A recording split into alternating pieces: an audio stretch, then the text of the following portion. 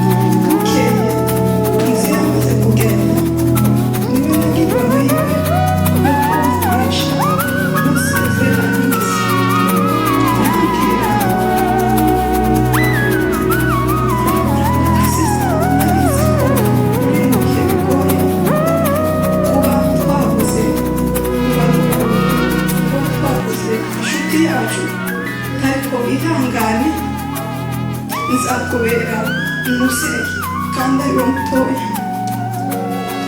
Ibyo yansezeranije kuri uwo munsi ukiri transferi yarabikoreye byose. Ntabwo nigeze niganyira ngo napfushije papa kugira abandi bagera basisa.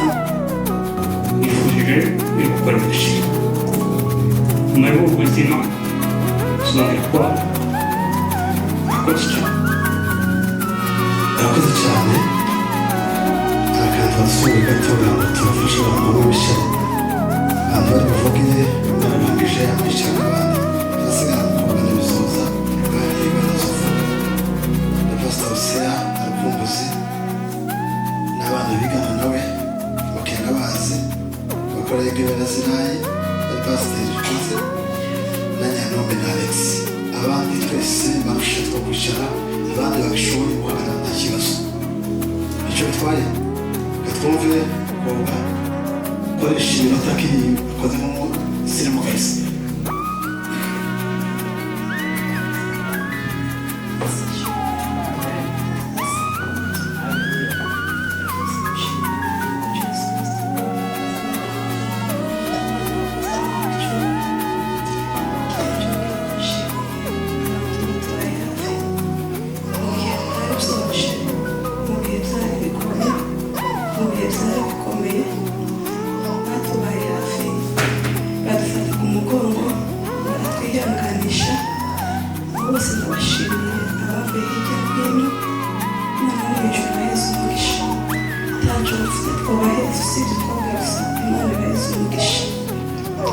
Ndavuga kuri sisita wanje akanya gatoya kubera ko ni munini ntabwo nyamuvuga ngo murangize ariko ndavuga akanya gatoya cyane.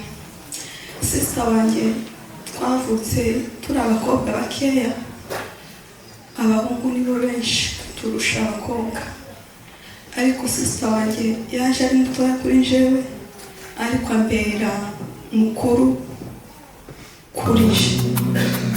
Nta kintu nakoraga ntamugendesheje inama, nta kintu na kimwe ntiyabashaga kwikorera ntamufite. Kabaye igihe dushaka gutandukanaho ijambo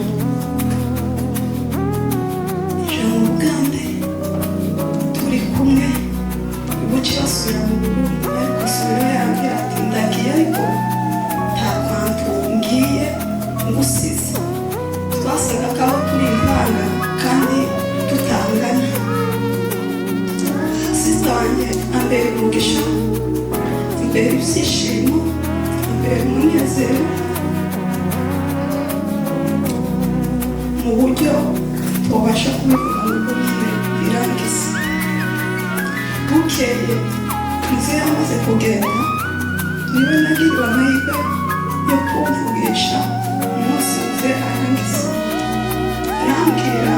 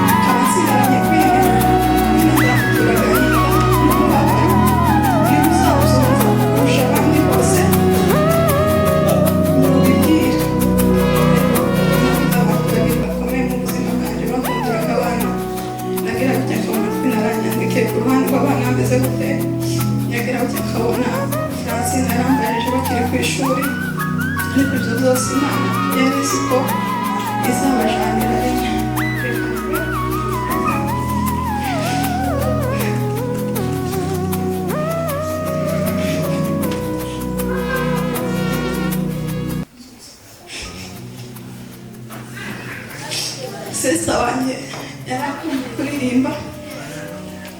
Iyo twabaga turi kumwe yakundaga kuba ariko aririmba, agakunda gusenga, akambwira ati tuza dusenga yuko nta yindi nzira nokubwira, tuza dusenga.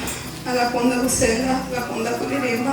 Buri gihe iyo twaba turi kumwe mu modoka, kubera ko nta hantu namwe yagendaga tutari kumwe, niyo nagiraga ngo ngende tutari kumwe yarampamagaraga ndisohoka muri parikingi akambwira tugende tukagenda turiko tuvugana, kagaruka turiko tuvugana. Naja ku kazi akampamagara azi neza yuko ndi butahe ariwe niko nsanga mu rugo, ariko akamaze ariko ampamagara akambwira ati iyo ugiye nasigarana urwara rwinshi, nza mbona yuko ari wewe wopfa mbere yaje, kandi upfuye mbere yaje uzongora n'abana afite.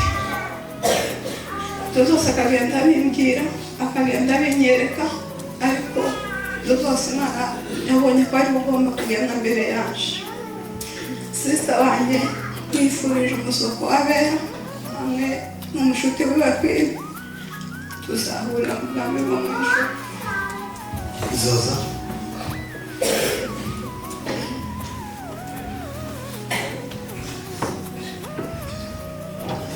Yesu ashimwe. mbere ya byose dushima Imana yaduteranije abangana gutya, Imana mwinshi himbazwe. Nongeye gushima Imana yadushoboje kuba umunsi mukuru w'abavandimwe bacu, kuko uyu ni wo munsi wa nyuma tugiye kubavugaho tungana gutya. Aba bataha mu mitima turabatahana kandi tuzahora tubibuka iteka ryose, ariko uyu ni wo munsi inshuti n'abavandimwe n'abaturanyi twese duteraniye hano kugira ngo tubashe kuvuga kuri aba bavandimwe. Hagati aho dushima Imana kuko yaduhujije na bano bana. Queen yabaye inshuti ya Francine, birenga kuba inshuti ya Francine na inshuti y'umuryango. Nakundaga kuva mu kazi ngasanga bicaye mu ntebe bari kureba televiziyo bariko bakina. Rimwe na rimwe narabateshaga nagiye nko mu cyumba nko kuryama bukeya kubera ko nageraga mu rugo ngasubira mu kazi, bakabyina nk'abana bakava mu cyumba bakababwira ngo mwasakuje. Bari inshuti cyane, ariko icyanejeje cyangwa se ikirushaho byose nuko abana batabarutse bavuye muri ivugabutumwa, kandi n'ibintu bakoraga byarimo undi muco mwiza usa n'isomo. Imbyino babyinaga bashiragamo ibisirimba cyangwa se indirimbo bakabyina, nkumva kuko ibyo bakora nta bindi bibyishimo. Rero nshima Imana ku bw'aba bana kuba baragize umuhamagaro mwiza. Francine ni mushiki wanjye ukurikira, twari inshuti, twaragendanye kenshi kandi twagiye, nimba hari umuntu bagendanaga hano twaragendanye cyane. Francine nta kintu yakoraga atamuhamagaye. Francine yari inshuti yanje, akaba inshuti y'umuryango wanje. Abana banje bari bamuzi, nimba umwanya nje yifata wo kuvugana nabo ni mutoya kuruta Francine bavuganaga nabo. Kubw'iyo mpamvu baramaze kumumenya cyane kandi atarababonye. Ejo bundi Imana iduheza umwana Francine naramuhamagaye ati twabyaye uyu umwana izina. By'ukuri yahise umwana waje izina, naje ubwanje numvaga nifuza kumwita. Yesu ashimwe. Francine yari umuntu twakundaga mu nzu, yari umuntu w'agaciro muri twebwe, yari uw'agaciro mu muryango wacu twese, kuko mukuru wanjye yabivuze. Francine aho twabanye hose bangaga no gukunda abana batoya, haba no muri karitsiye yarereye n'abandi uretse n'abanyamurenge n'abakongomani twabanaga inzu n'indi. Francine yarabarereye. Urwo rukundo twese twari turumuziho kandi ubwo butwari yarabubwiraga bw'imbabazi. Kubw'ibyo kuba nababajwe n'ibintu bibiri bwo gutandukana Francine, nababajwe nuko Francine yitabye Imana adasize umwana natwe tuzamurerere. Icyo ni igisebe nyine kitazapfa kuva ku mutima. Icya kabiri, mbabazwa no kuntu Francine twagendanaga, mbona ari umuntu ukomeye. Kuva nje ntamenya ubwenge, Francine ntabwo nabona aje muserumu. Yari agahonje, yagaragara nk'umuntu ufite amagara make, ariko yari akomeye. Nari ndinze nkana gutyo ntarabona bamutera serumu cyangwa se mbone yisigo yari mu bitaro. Ariko igitondo kimwe twumva telefone ivuga ko Francine atakiriho. Ubwo bwose n'ubushake bw'Imana. Kandi by'ukuri kubwo kugenda kwa bano bana, kuba twarahumuritse ababyeyi bagahumurika, abavandimwe tugahumurika, n'inshuti muhumurike, n'abandi bose muhumurike. Hari ijambo ry'Imana riri mu kumfasha ngo kuko iminsi yategetswe nawe n'umubare w'amezi ugategekwa nawe, ndetse ukamushyiraho n'urugabano atabasha kurenga. N'iki kindi gisigaye, twizere kuko twese tuzagira amahirwe yo kubana nabo, kandi nabo aho bari baruhutse baguye neza. Imana ikomeze batuze aheza. Murakoze cyane. Abasigaye inyuma abari bangoye, namwe muri abavandimwe, ariko niba mbona afite telefone yanyu uzumva cyane, si nziza ibi uruganirwa. Yesu ashimwe. Umunsi wa nyuma wa shangazi akaba agiriwe umunsi mukuru n'abantu bangana gutya nubwo muzi Shangazi ari kumwe na mugenzi we jewe nashatse kubagereranya na Dawidi hamwe na Yonatani urukundo bakundanaga nasanze ntaho bitandukaniye mu mibereho y'umuntu azagenda akunda ariko nasanze urukundo Francine na Pine bakundanye ntawe mu myaka mike cyangwa se nyinshi ifite sinabona bene urukundo abantu bakundanye niyo mpamvu jewe nabise yuko ari Dawidi na Yonatani. Francine jewe namuherukaga kera namuherutse bwa nyuma namubonye ubukiki bwa nyuma namubonye mu 2015 ubwo twari tugiye gukora dissertation ku Musasa nibwo yaraje umwana nasuye kumubona bwa nyuma ariko masanje yamubonye kandi bisira kubera kinini cyane kumutima twagiye Washington nibwo nabonye Francine mbona mu maboko aje yirukanka mpobera hari mu bantu benshi cyane sinamenye uwo ari we kuko namweruke nk'umwana banyamurenge bazavuga ngo mugukunda ni nyogosenge yari umwana ariko yarikora mutima umuryango wacu kandi yagiraga urukundo rurenze twebwe uko dufite hari mu bantu benshi kuko naremye gusa ngira ngo Francine aje yirukankana mpobeye n'amatisubiye kuko nyine amatwari y'imihari Francine anyereka urukundo rw'abavukana muheruka kera icyambabaje nuko Francine yarangije tudasuye kandi kubona kuko amagambo twavuganye uwo mwanya twavuganye amagambo menshi kandi akomeye mu mwanya mutoya rero Francine yari inshuti yacu abakomeje abavuganye mwese ukomeye kandi ikindi cyanejeje cyane wa musarangiza ntabwo usutse ahantu mu kazi n'ababona banje tumaze kumenya amakuru nabuzitizima ndabigenza gute ko nije mukuru barimo nubwo anko Hamzayi ndabigenza gute ndagenda ndamusanga ahantu yarari sanga yakomeye kundusha ndaza ndamusanga na bamwe na Shangazi kuri kuvuga sanga cyo kintu kiranezeza kandi nta kintu cyabakomeje nuko bazi ko Francine aho yagiye ari aho yakoreye barasifeza Francine ndizera sinshidikanya yuko na mugenzi we Pine bari mugambo w'ijuru Imana yo mu ijuru bakoreye ndizera yuko umunsi umwe tuzabasanga Imana ikomeze beza urugero ryiza.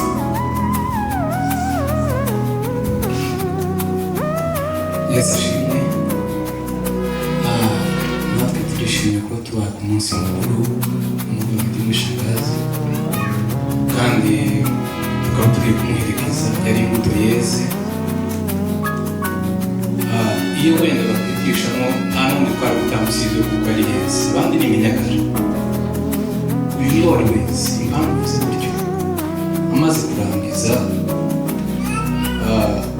bambwiye ko yari avuye mu gitaramo umuntu ukomeye navuganye n'umuntu arambwira ngo uru rupfu bano bana bapfuye bundi rumeze ko wari rwamwanditse yavuze ngo nshaka ngo bakiranutse umuherezo yanjye akazaba akayabo ubu bamaze gupfa gutya ntawe utaratekereje ko urupfu nguru avuye mu gitaramo. Yesu ishimwe. Rero z'ukuri kuko babivuze abambere ntitwabaniraho cyane twatandukanye bakiri abana turi abantu b'abagabo twebwe ariko z'ukuri adusigiye igikombe kitazibagirana ariko kandi dufite ibyiringiro bifite ubugingo no kumuririmbyi yavuze tuzabasanga ababyeyi bakwine nawe mukomere cyo kumwe nuko natwe dukomere kandi dore ikintu twidukomeze imyaka dufite n'imiryango yombi turimo abantu bakuru bahumurije abandi harya mwahumurije abandi ariko tukaza twese ya majambo akoresheje yo gusura umuntu twamubwira ngo komera arya ariyo kubera umuzi ukomeye utuma nawe ukomera kugashika. Rero ntikurangiza kuri muti dutinda twifurije Shangazi nuko udashira hamwe. Bwana sifiwe. Mbere twihanganisha abantu batuye muri uyu mujyi mwese mukomere.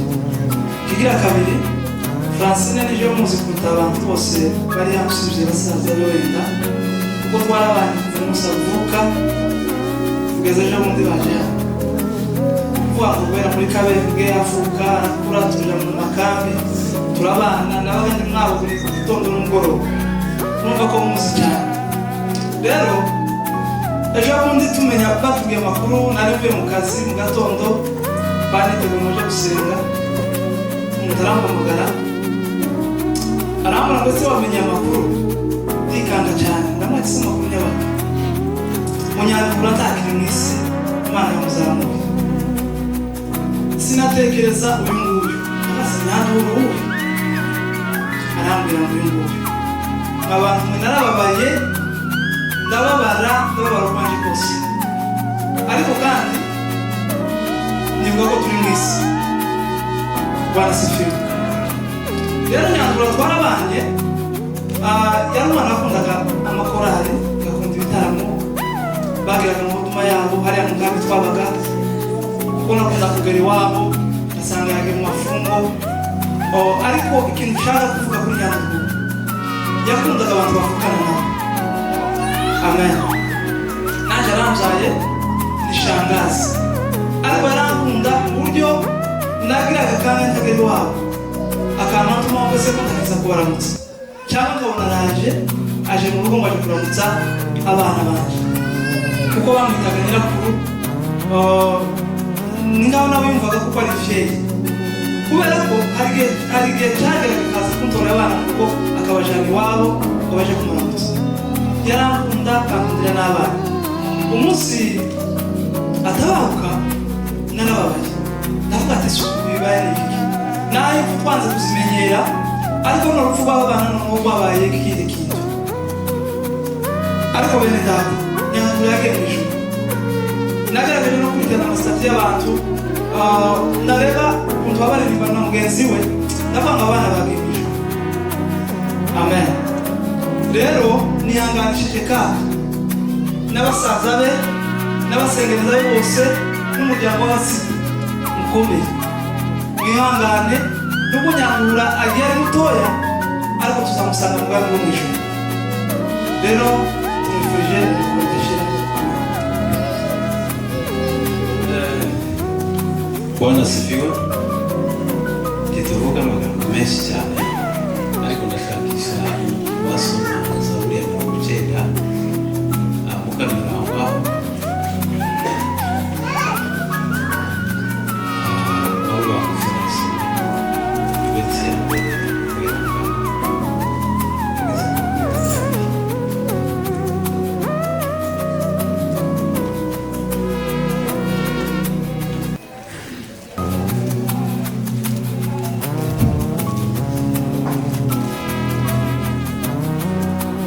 Zaburi ya 90 murongo wa mbere kugeza Mwami ibihe byose wahoze urubuturo bwacu imisozi itaravuka utararamukwa isi n'ubutaka uhereye kera uhereye iteka ryose ukageza iteka ryose ni wowe Mana amen amen Bwana asifiwe. Abantu bari kuvuga ibintu byinshi cyane ariko turagerageza kubihinda amagambo. Zaburi izikumaza cyane iyo abantu bahuye n'ibibazo. Bwana asifiwe.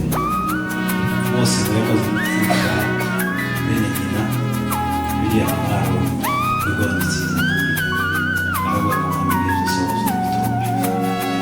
Amenye iyo bagiye gukora neza tuzabisanga. Bwana asifiwe. Mbere yo kwihanganisha imiryango yacu yabuze abana b'ijambere twihanganishije umuryango w'isinzira bene data tuzasanga ikindi twihanganishije umuryango wa Gasita. Mu by'ukuri Gasita yapfushije abantu benshi ariko umuryango wa Rutende udatekereza kuko tumaze gupfusha abantu 3 tugeze hano. Umuntu wa mbere wapfuye bisavuga ko yageze hano nawe impanuka imodoka y'uburyo nawe arapfa ubuca haza iyindi mpanuka nayo yihuta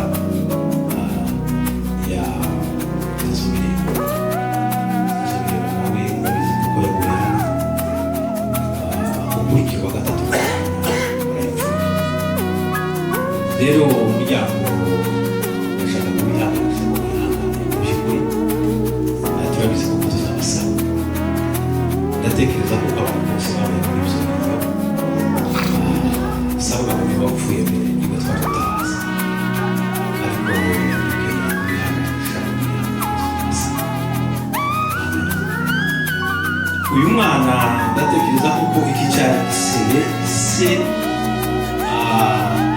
yapfuye ahaye hasi twarabanye nawe igihe kirekire imyaka myinshi uyu mwana akiri mutoya twamusize ari mutoya aza dusanga mu by'ukuri baje ababyeyi n'aba bana bacu mu by'ukuri turabihanganisha kuko ni igisebe cyagiye mu kindi gisebe ise baje isa n'imipfu nyuma yaho bari basigaranye nyine umwana urumva yamujanye ariko nawe ejo arataha ariko mwihangane tuzabasanga usanzwe uyu mwana nari mushubye mu buryo bw'umwuka no mu buryo bw'umubiri wese mu by'ukuri abavandimwe itorero ryasizwe yavuye mu bihugu dukomeza kwihanganisha twihanganishije itorero rya Mariya yavuye mu bavandimwe mu by'ukuri ni ikintu kiza kibabaza iyo muhaye umuntu arira ni ikintu kiba kigoye umwana w'umuntu aragoye twarabapfushije ariko ni ikintu kiza je nigeze kumupfusha ariko ngazatekereza yari afite imyaka 14 kujya yaragaragara ariko ngatekereza ukuntu uzasubira kuzara akarera umwana agasubira akageza imyaka 14 icyo nicyo natekereza kuko hari imvune ziba zihari n'urugenzi rw'ubuzima ariko yenda rero tukaba dushimiye cyane umuhanuzi abavandimwe amatorero turabashimiye mu bufatanye mugira mwadufasha kuruta iyi miryango iba hafi na n'ubu muracyatuba hafi na n'ubu muracyakora na n'ubu mwasize ibyanyu kugira ngo mudufashe rero bavandimwe umwana wacu mwiza turabashimiye ntacyo twabaheze imana y'umukozi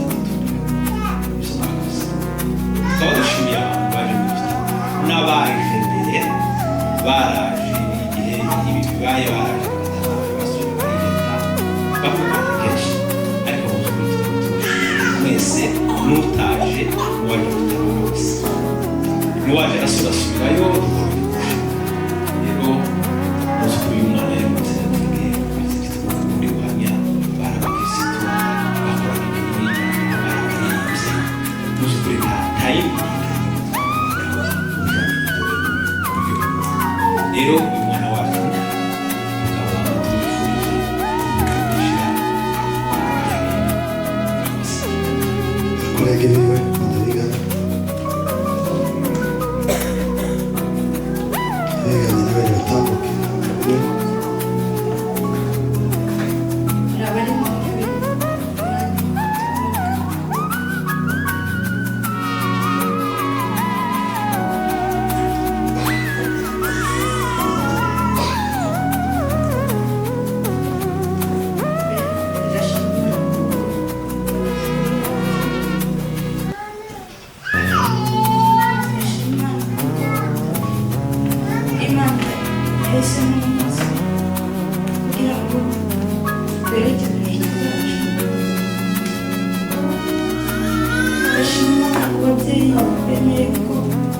kuba bamuyobora kugira ngo babyine na Francine bavuge. Ndashima Imana kuko yabahaye ababyeyi bayizera bigatuma nabo bizera Imana. Ndashima ababyeyi babo ko babatoje neza bakabayobora mu nzira ya Gikristo tukaba tubana kuba Kristo. Ndahera kuri Francine ni murumuna wanjye wo mu muryango w'Amasita. Ngeze hano muri 2023 nsanga ari wanjye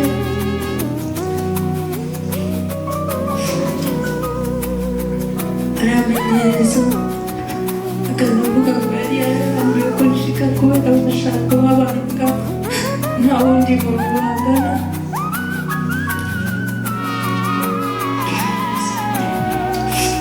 Ndashima Imana kuko yemeye ko mbere inshuti.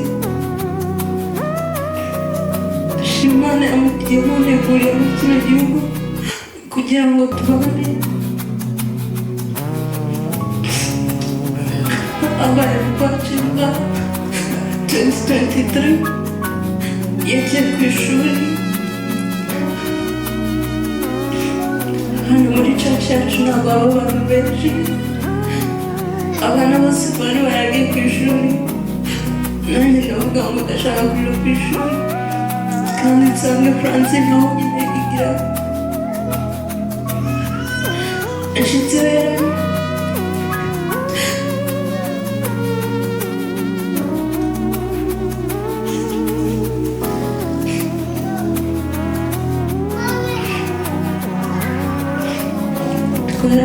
Twararanye mu cyumba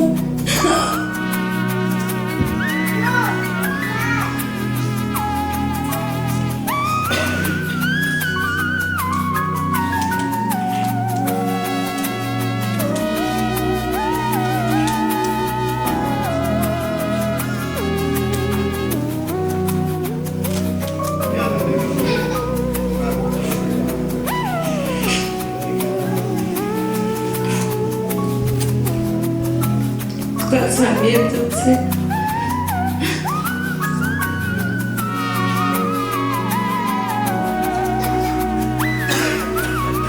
Iyo umuntu nari bwishanga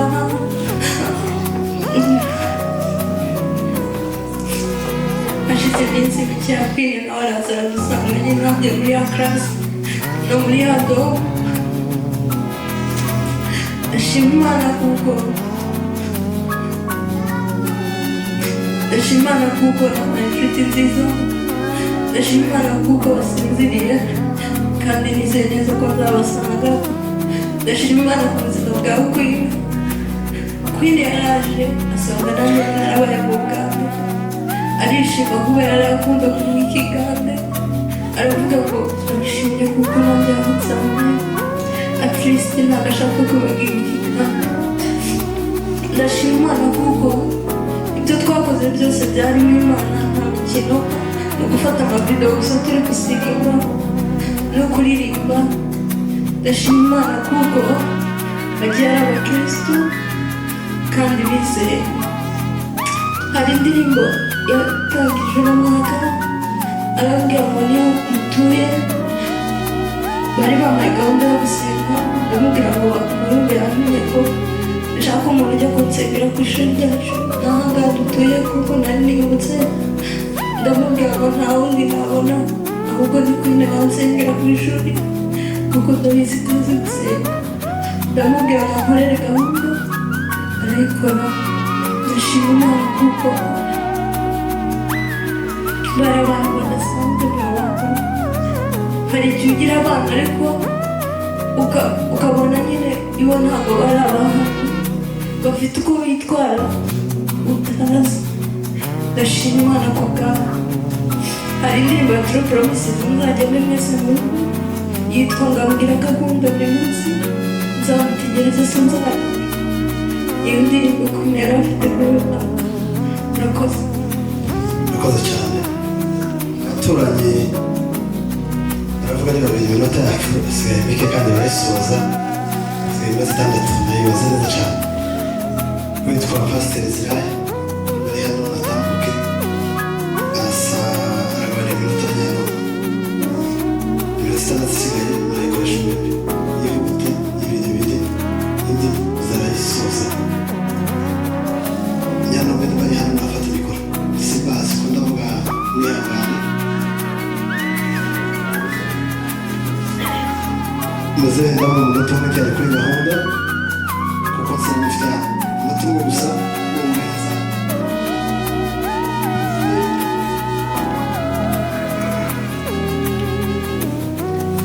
mbahaye mpore mwese baje kuropore itorero ryabuze bareba amatorero yumva nimpore nihangane mbahaye mpore abasita bahagaze nihangane bene data abo baragiye tuzabasanga mbahaye mpore abasinzira bose bari aho umuryango w'abasinzira nihangane bari baratashye natwe tubizi ahari ni ukuva ko tuvuye hano natwe tukaba turabizi ariko nimwihangane tuzabasanga mpore nihangane icyo mbasaba mwese nundemeye ubukaniro gatoya tukabivuga iyo umugabuka gusa mwese hamwe nta masozi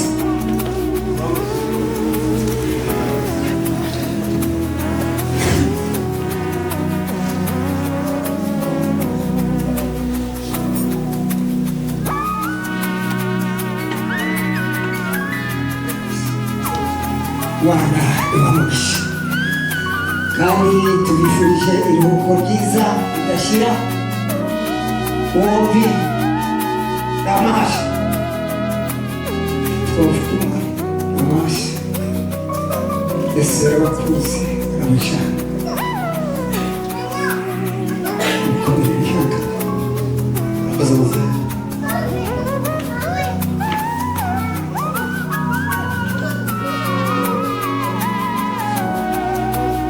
abaturage ba hano nibyo bavuze babanye n'umusasa muhaguruka muri mutambuke nacu abaturanyi biwe muhaguruke babanye hariya niba abahari bose abashobora bazakigira mpamvu kugira ngo tugaragare neza buriho utuminota batanga imikoro imuzi nimuze bafashe umugezi muremure kandi ko n'ababona yesu ashimwe dushimiye imana cyane imana igira imbaraga imana igira ubushobozi bwayo kuba duhagaze kuri uyu munsi mukuru w'abana bacu kuri uyu munsi wa nyuma wabo tukaba tuwuhagazeho imana yakoze ubushake bwayo yakoze ibyayo imana yakoze ishimwe ijambo rya kabiri reka twihanganishe imiryango yombi yabuze abana bacu inshuti n'abavandimwe abavukanyi bose mbese abumvishije aya makuru bose bakumva ko imitima ihungabanye kuko umuntu ni munini kandi abakomoka hanini abo bantu bose turabihanganishije ngo twihangane twese iwacu mu ijuru yesu ashimwe ubundi abana bacu binde yari umwana twari dufite hariya mu muryango no mu rusengero yari umugeni w'imana ntacyo tumushinjaho nta kibi twari tumuziho yari umwaka witwara neza mu gihe cyiwe binde mbese agiye ari umugeni imana y'ijuru imwakira bayo nyandura ni umwana twareze kuva ari umwana muto kuko twumuzi yakuze tumurera n'umwana muto ndetse jewe nari mushinze mu rusengero yari umuturanyi kandi tukabana no mu rusengero na umuyobozi wiwe mbese Nyandura namureze iminsi myinshi kandi akiri mutoya narangije kundamaze yabaye umwana muto turi mu rusengero turi umuhani wacu Nyandura ntakiri twabonye mu rusengero Nyandura ari umwana witwaye neza mu bandi bana Nyandura twaramutumaga mu rusengero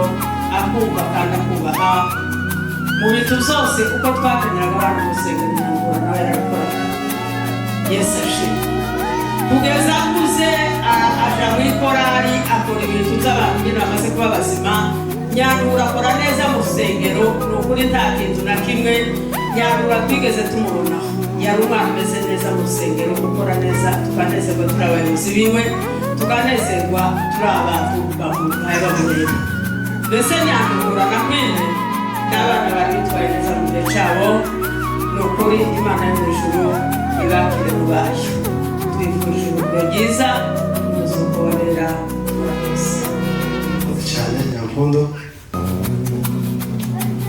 iminota yakirarangiye rwose umuyobozi yari yanjanye iminota yaje bwiwe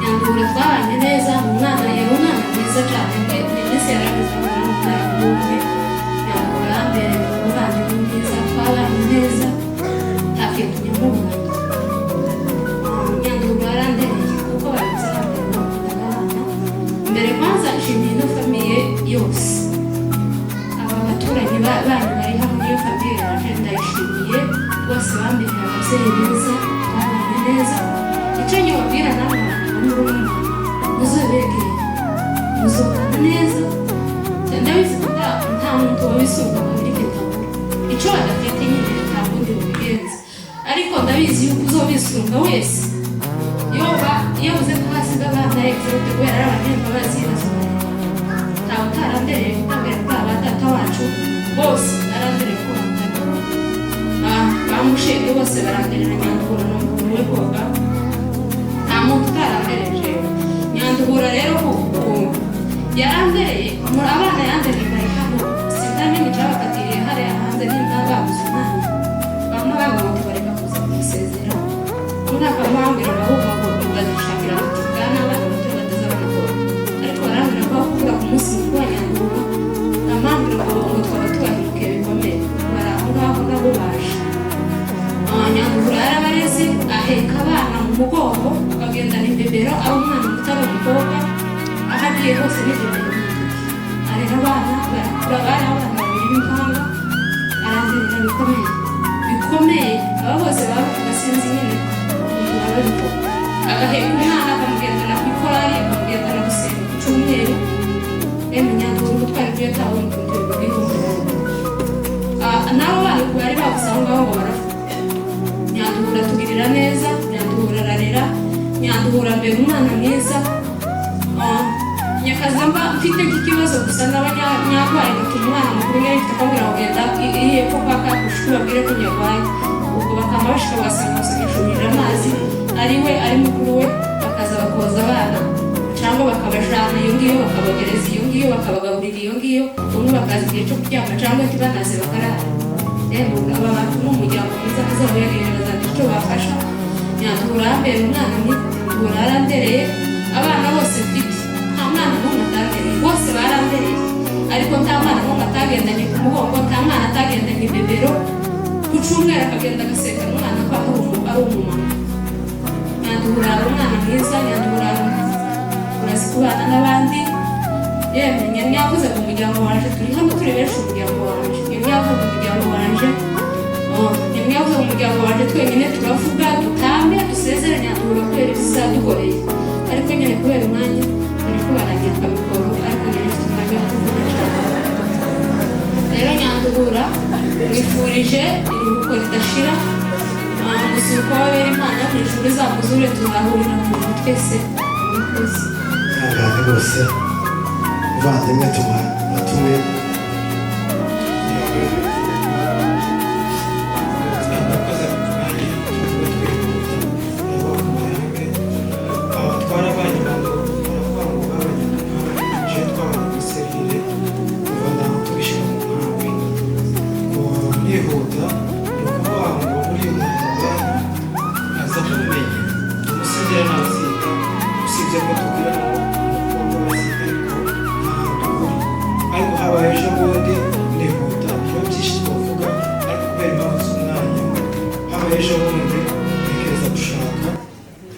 maze gutekereza gushaka umuntu wa mbere nabwiye ni Bizoza niwe wanshirikiye arambwira ati genda ushake nzokuba hafi nzoguha ibintu byose uzoba ukeneye bukeye bwaho sinabomboye nari mfite umupango wo kubombora n'ibiraro